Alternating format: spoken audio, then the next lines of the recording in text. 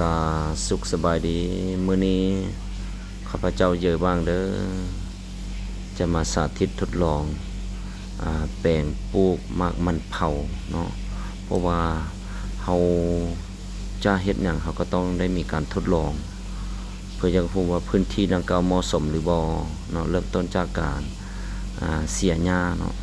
เริ่มต้นจากการเสียหญ้าพรวนดินแล้วก็ปั้นเป็นนาเนาะหลังจากการเสียหญ้าแล้วเขาก็ต้องได้พรวนดินให้มันเป็นคูพรวนดินให้เป็นคูเพื่อยกล่องหรือว่ายกคูให้มันสูงกว่าหน้าดินเดิมนี่อันนี้ก็คือการใส่จกซับขี้ดินเพื่อให้ดินมันมีช่องว่างอากาศแล้วก็ดินผุฟุยลงเลิกเวลาเขาว่านเม็ดมักมันเผาลงแล้วหากหัวจะได้ขยายตัวอย่างสะดวกโดยการขุดลงประมาณ15-20 เซน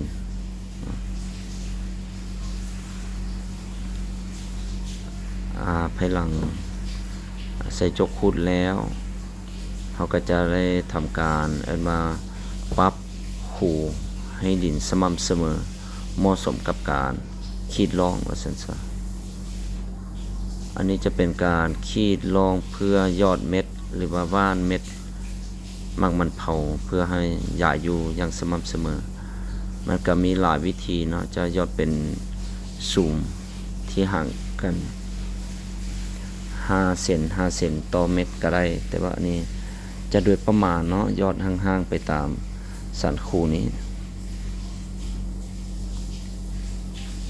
อันนี้จะคิดเป็นร่องเพื่อสะดวกให้การย้ายเม็ดหมากมันเผาเนาะอันนี้การย้ายในเม็ดก็ธรรมดาเขาก็ต้องยอดเป็นจุดแต่อันนี้ก็สีใช้ระบบยอดธรรมดาเนาะบางทีมันก็จะติดกัน2 แกน 3 แกนอยู่นำกันอันนี้ก็จะบ่เสมอปานใดเนาะอันนี้หลังจากเอายอดเม็ดแล้วก็ต้องได้เอาดินมาถมให้มันมีหน้าดิน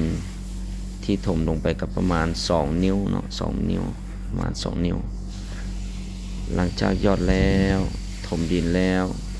ก็จะนำพาทุกท่านติดตามในระยะ3 วัน7 วันเนาะเบิ่งว่าจะเป็นยังไงแล้วก็จะได้ติดตามยาวไปจนกว่าประมาณ3 เดือน4 เดือนแล้วก็จะทำการทดลองขุดและมาชั่งน้ำหนักต่อพื้นที่เดี๋ยวรอลุ้นนำกันติดตามผลผลิตไปนำเยอะโอเคนะ